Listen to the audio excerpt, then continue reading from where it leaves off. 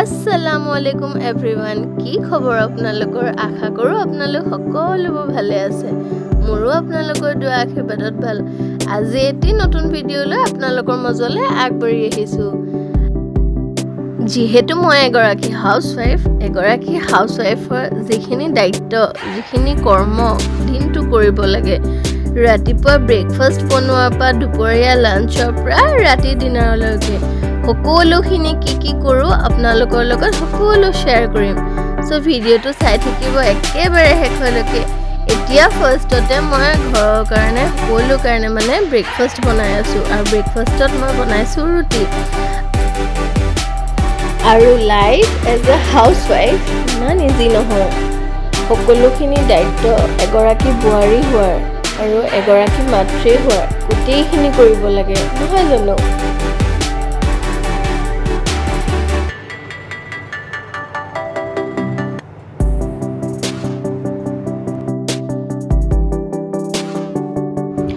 আৰু এতিয়া মই ফটাফট ৰুটিখিনি বনাই লৈছো আৰু ইয়াৰ মাজতে এটা কথা কৈ দিও যিসকল মোৰ চেনেলটোলৈ নতুনকৈ আহিছে বা মোৰ চেনেলটো সাবস্ক্ৰাইব কৰা নাই প্লিজ মোৰ চেনেলটো সাবস্ক্ৰাইব কৰি দিব আৰু লগতে ভিডিঅটো লাইক কৰি দিব আৰু লগতে বেল আইকনটো ক্লিক কৰি দিব যাতে মোৰ সকলোবোৰ ভিডিঅ নটিফিকেশনছ আপোনালোকে পাই থাকে আৰু এইফালে লগতে মই সাইডত অকমান চাহ পাতি দিছো অকমান চাহ নাখালে ব্ৰেকফাষ্টৰ লগত ভাল নালাগে একাপ গাখীৰ চাহ মই সদায় ব্ৰেকফাষ্টত খাওঁই গাখীৰ চাহ খাই কোনে কোনে ভাল পায় ব্ৰেকফাষ্টৰ লগত কমেন্ট কৰিব আৰু আজি ভাবিছো অলপমান হেয়াৰ কেয়াৰ কৰিম বুলি যিহেতু মোৰ বহুত হেয়াৰ লছ হৈছে সিভিয়াৰ হেয়াৰ লছ হৈছে আৰু এটা ভিডিঅ পাইছিলো মই আৰু হেতু লগাই মই বহুত মোৰ চুলিখিনি বহুত সফট হৈ গৈছিল সেইকাৰণে ভাবিছো আজিও লগাম আৰু এতিয়া ফাৰ্ষ্টতে মই দুপৰীয়া বনাবলৈ তাইল অকণমান তিয়াই থৈছো আৰু তাৰ পাছতে মই ৰেমেডিটো আপোনালোকৰ লগত শেয়াৰ কৰিছো কেনেদৰে বনাব লাগে মই দেখাই আছো এগিলাস পানী আপোনালোকে এটা সচত ভালকে গৰম কৰি ল'ব তাতে মেথি গুটি আৰু কালঞ্জি গুটে ৰাতি নহলেও 1 ঘণ্টামান তিয়াই থব লাগে তাৰ পাছত সেই পানীখিনি দি দিব আৰু লগতে লাগিব কাৰি লিভস মানে নৰসিংহ পাত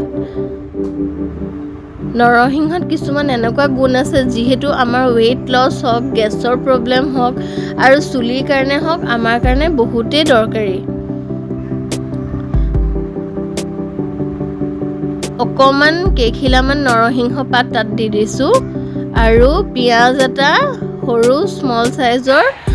ওপৰৰ হেৰিটো এৰুৱাই পিলে মই বাকলিটো নেৰাও এনেকৈ কাটি মই যেনেদৰে দিছো তেনেকৈ দি পিলে অকন সিজাই দিব আৰু অকমান চাহপাত দি দিব অনিয়ন জুচ আমাৰ চুলিৰ কাৰণে বহুত উপকাৰী আৰু এইখিনি যেতিয়ালৈকে যিমান এগিলাস পানী হাফ হৈ নাযায় মানে হাফ গ্লাস হৈ নাযায় সিমান দেৰিলৈকে উতলাই থাকিব তেতিয়ালৈকে মই ভাবিছো যে মই মোৰ ৰুমটো অকমান ক্লিন কৰি লওঁ আৰু এতিয়া মই সুপাৰমেনৰ দৰে মোৰ ৰুমটো ক্লিন কৰি লৈছো ধেমালি কৰিছো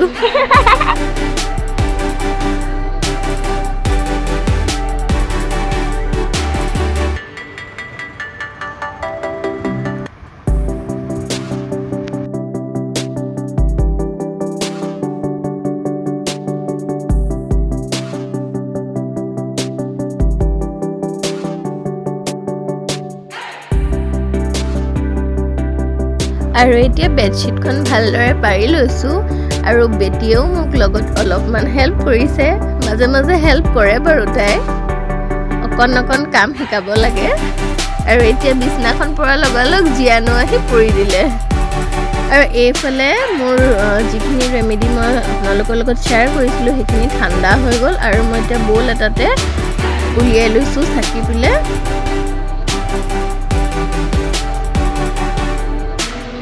ইয়াত যিখিনি গোটা বস্তু ওলাইছে সেইখিনিও আপোনালোকে এজ এ মাস্ক মিক্সাৰ গ্ৰাইণ্ডাৰত গ্ৰাইণ্ড কৰি পেলাই আপোনালোকে পেষ্ট কৰি লগাব পাৰে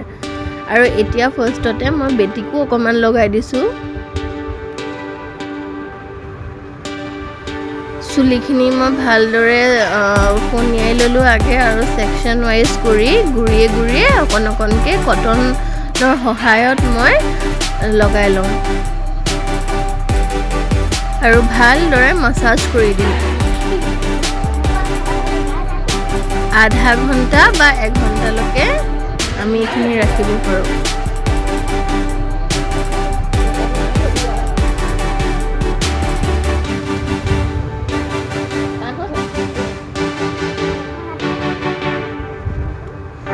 আৰু এতিয়া মোৰ চুলিখিনি আপোনালোকে দেখিব পাৰিছে মোৰ বহুত চিভিয়াৰ হেয়াৰ লছ হ'ল।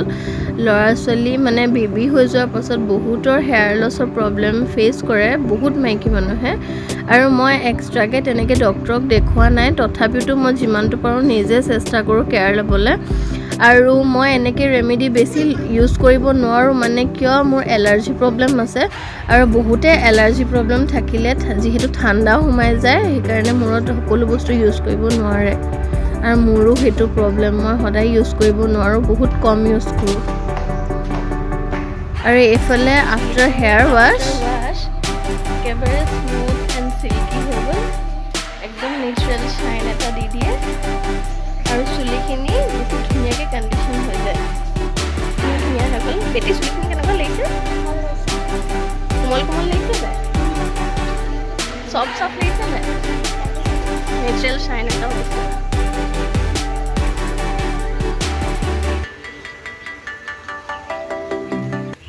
আৰু এতিয়া দুপৰীয়া ভাতকেইটা খাই অকণমান ৰেষ্ট লওঁ, তাৰপাছত আকৌ লগ পাই আছোঁ। এতিয়া মই আপোনালোকক একেবাৰে গধূলি সময়ত লগ পাই আছোঁ আৰু এতিয়া 6টা বাজিছে। অকণমান ভাবিছোঁ চাহ খাই লওঁ আৰু চাহ খাই আহি আপোনালোকক আকৌ লগ পাই আছোঁ। আৰু সেইটো ছোৱালীজনীৰো এক্সাম ষ্টাৰ্ট হৈছে, তাইকো অকণমান চাই দিব লাগিব, তাইকো অকণমান পঢ়াই ল'ম আৰু তাৰপিছত আকৌ ডিনাৰ বনাম।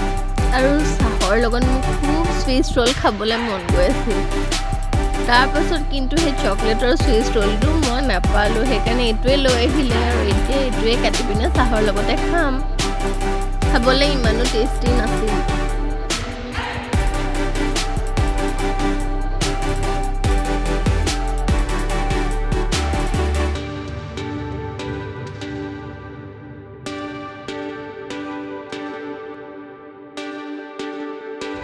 আৰু এতিয়া অকণমান তাইক পঢ়াই লৈছোঁ আৰু মই অকণমান দেৰি নবহিলে তাই কেতিয়াও নপঢ়ে, সেইকাৰণে মই যিমান দেৰি তাই পঢ়ি থাকে ময়ো লগত বহি থাকোঁ।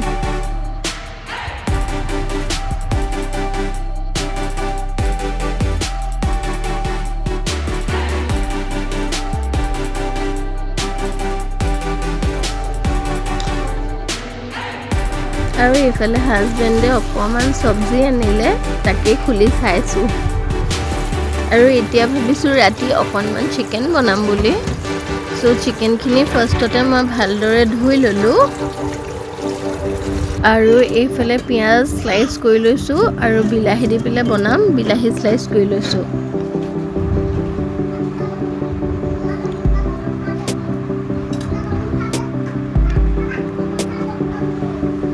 এইফালে এতিয়া মই কেৰাহী এখন পাতি দিলোঁ আৰু কেৰাহীখন গৰম হোৱা মানে এতিয়া মই ইয়াত তেল অকণমান দি পেলাই তাতে পিঁয়াজ দি দিছোঁ আৰু ভালদৰে ফ্ৰাই কৰি ল'ম।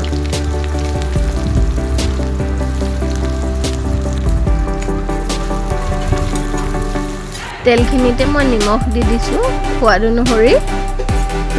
আৰু পিঁয়াজখিনি ৰঙা হোৱালৈকে মই মছলাখিনি ৰেডি কৰি লৈছোঁ। নহৰু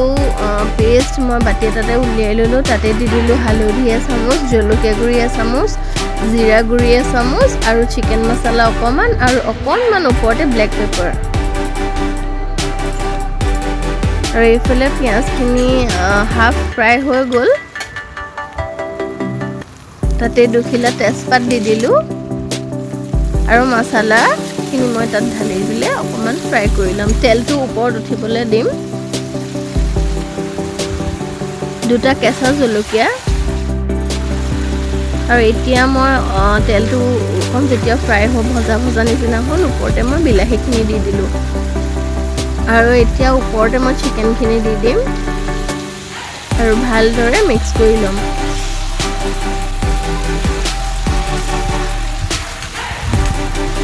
আৰু 5 মিনিটমান গেছটো চিমত দি অকণমান দেৰি উতলাই লওঁ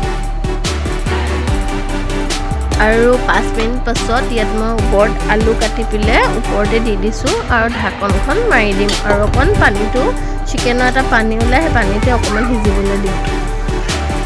আৰু 10 মিনিটমানৰ পাছত এয়া দেখিছে ধুনীয়াকৈ চিকেনৰ পৰা পানীখিনি ওলাইছে আৰু এতিয়া অলমষ্ট চিকেনখিনিও সিজি গ'ল আৰু এতিয়া মই ডিনাৰ ৰেডি হৈ গ'ল আৰু আজিৰ ব্লগটো আছিল ইমানটো লৈ আশা কৰোঁ মোৰ ব্লগটো চাই আপোনালোকে ভাল পালে যোন নতুনকৈ আহিছে মোৰ চেনেলটো প্লিজ ছাবস্ক্ৰাইব কৰি দিব আৰু লগতে লাইক কৰি দিব শ্বেয়াৰ কৰি দিব আৰু যোনে ভাল পালে চাই কমেণ্ট কৰি দিব থেংকছ ফৰ ৱাচিং